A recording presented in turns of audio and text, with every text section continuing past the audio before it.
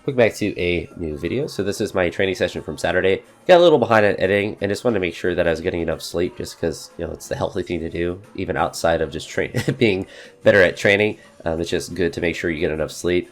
So I saw it was like an hour of clips. I was like, I don't want to go through all this, but training was good for the most part. The last session of snatch, or the last heavy snatch that I shared, that 125, I was really struggling. I had a couple days where I really struggled to jerk even more than like 125 just on the dip drive.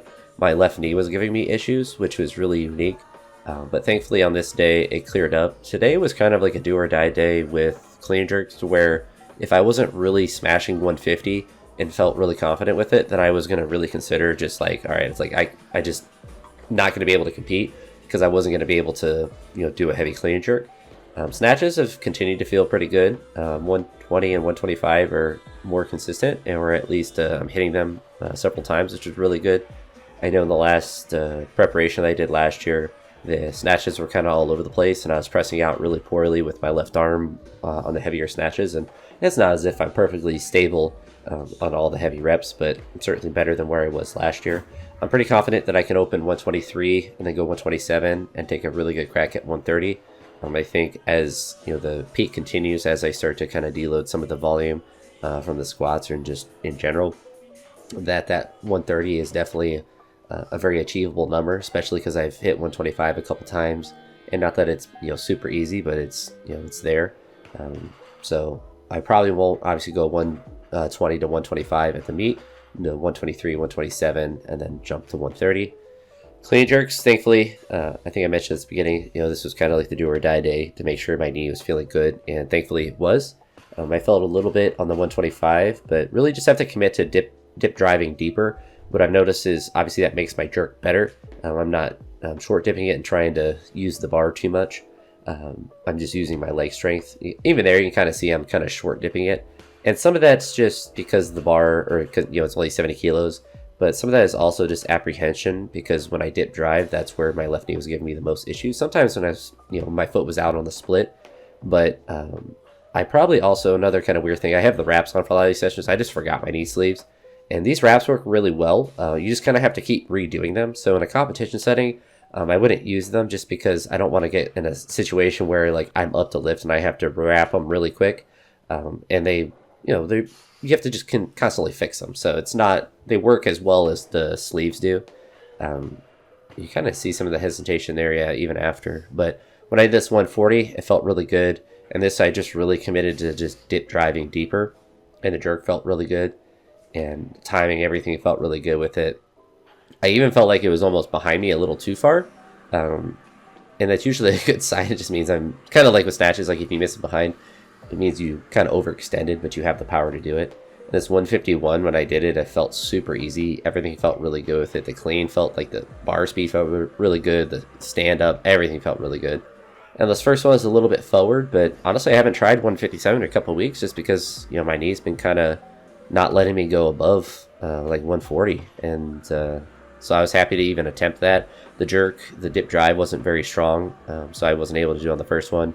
The clean was too difficult on the second one, but not that it's mandatory next week, but I would like to hit this 157 next Saturday, and I'm pretty confident that I'll be able to because I'll be hopefully, no flare-ups or anything with the knee. I don't even know really what to call it because, I did that PR back squat without any discomfort in the knee, the PR or close, the 190 front squat without any discomfort in the knee. So I don't really know, why it's just on that lift and it's not like irritated on any other, like no snatches or cleans or squats, just the split, just that kind of quarter squat position. But thankfully nothing on this day and like nothing on any of these strength lifts. So worked up to 225 again, no volume on this day, and then worked up to 225 on the clean deadlift for a double, and then did some overhead pressing. I kind of want to make sure I just continue to include that. I think the shoulders recover pretty rapidly, so it's good to just kind of throw that into sessions. But next week is I guess I'm 2 weeks out, I guess, because then next week, similar to what you would have seen this week as far as what clips and stuff I would have had as far as editing, but some big lifts that I'm going to be looking forward to doing. Another 225 kilogram squat again with a 3x3 after at probably 180.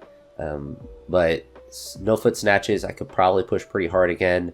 The power clean push press, I can push hard again. I'm not too worried about both of those lifts because they're good technical lifts for me to do, but they're not like I have to hit this weight in order to feel confident. But I want to push both of those and have them feel good. Last week I went up to 115 in the no foot snatch and it looked really good. It felt really good. And then 120 in the push press, which I was happy with because it didn't hurt my knee, which was kind of like the start of positivity as far as clean jerks went, which was really nice. So if I get to similar numbers to that, hopefully a little bit more in the power clean push press if it's possible, we'll kind of see. But then front squat later in the week will be the heaviest that I'll do of the block in theory. I really thought 190 was going to be like the theoretical peak, and I wasn't even confident that I was going to be able to hit that. But as you saw in the video, like it was pretty manageable. So I think if I'm able to do that again, so I'll probably go, honestly don't know what I'll jump up to, but I'll probably go try to attempt 196 at a minimum.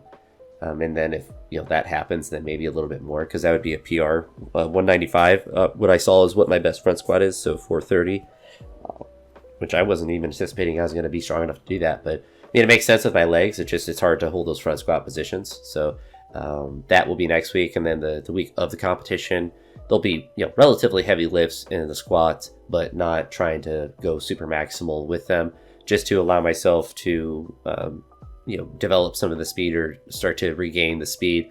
But also, it's probably pretty smart the week of the competition not to go super maximal on the strength lifts, just because you're not going to get a ton of the utility from them, but also there is obviously the risk of getting an injury of some sort.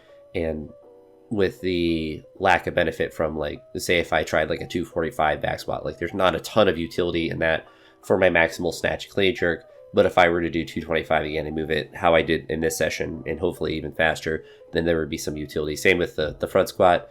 I'll do 180 the couple days out. For the competition, that'll be the last strength lift, and then probably Thursday, Friday, relax. The week of the competition is going to be really interesting because I have field day on the Monday. So that session might get moved around a little bit, but it's the week of the competition, so it's going to be light regardless. In a lot of ways, so I have a lot more flexibility.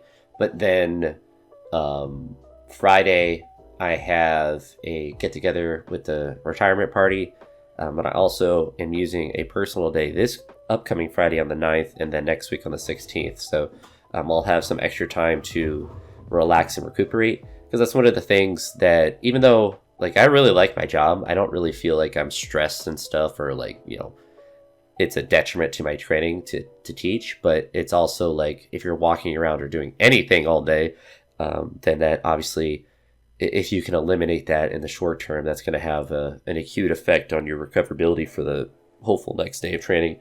And that's something I've done in years past, where the day before the competition, which is on a Saturday, just take that day off of school, or not, just not do anything, essentially just lounge around, which in some sense can be stressful, but kind of at that point, it's like the work's done. You're just trying to be as recovered as possible. But shoulder feels as good as it has, and still doing a lot of mobility, which honestly I think has been helping a lot in a lot of the lifts. And I don't know, I'm feeling pretty confident. I'll know, how confident I really truly feel next week. But I do remember the last competition prep, I don't believe I hit anything more than 153 or 55 before the competition. So even if I'm not able to do the 157 next week, I usually get a massive jump in the competition for that. And then snatches, I remember last year, were kind of all over the place. I remember hitting a really difficult 130 that was pressed down, really ugly, and then just struggling around that 120, 125. So if I can just have that consistency going into the competition, then I'll feel really good about that. But body weight and stuff is pretty consistent as well. I didn't weigh myself today, but I've been sitting between 238 and 240, kind of just depending on the day. I would rather be closer to 238, like waking up on the day of the competition. Not that I need to cut, but I'd rather have that allowance, so then I'm not worried about how much food and stuff or fluid I'm having. So I don't want to be a super, but it's also one of those things. It's like, if I, rocked up and I was 241 or whatever, like I'm not that stressed about it if I was just slightly above that. I'm not trying to compete for anything other than, my current best. But it's nice to kind of keep that in line because I wouldn't want to randomly be 244 or whatever, because at some point probably would be a detriment, especially if it's not the weight I've been training consistently at. So that's all hunky-dory, and so I don't have to like cut food or anything like that, but just make sure I do everything hopefully correct. But yeah, I don't know, I'm excited, especially after this session. I was really kind of nervous going into it, and I was really worried about my knee, but I have the confidence now, and now I can probably add another split jerk session. I did that last week after the 190 front squat. I did a 140 jerk. I actually missed it and then made it, but it was a lot of like the confidence on the first one I didn't have, and then I came back and it was just very similar to how the jerks looked in this session, and I was like, all right, like I'm feeling good, like my legs are really strong right now, and now I don't have to worry about my knee, so I can really just kind of dip drive and commit to it. So I want to definitely do another jerk, maybe more than that, but we'll see. And I'll try to stay caught up with the editing, but especially with the personal day that I have next Friday, I'll certainly be able to get caught up on everything. And also, last thing I'll mention, I know there's a lot of blank space at the end of this. I have one grad school test left to do, which I'm going to do after editing this video. And then I'm done with my 2 classes for the spring. And then I have the 4 for the summer, but the first one won't start till the 13th. I have 1 in the first half of the summer and then 3 in the second half. Then after that, then I'll get a big pay raise next school year, which is really exciting. So I'll be really rich. I was looking, I'll just how my district pays versus how my dad's school district pays. I will be close to what he's making relatively. He obviously has many more years of experience, but a lot closer than I should be. But that's just because my district pays better than his district. That's unfortunate, but it is what it is. But thankfully, my parents aren't struggling with finances or anything like that. But it is just kind of goofy how that works sometimes. But anywho, that's enough rambling for me. I hope you all have a great day, and I'll talk to you all on the next one. Peace.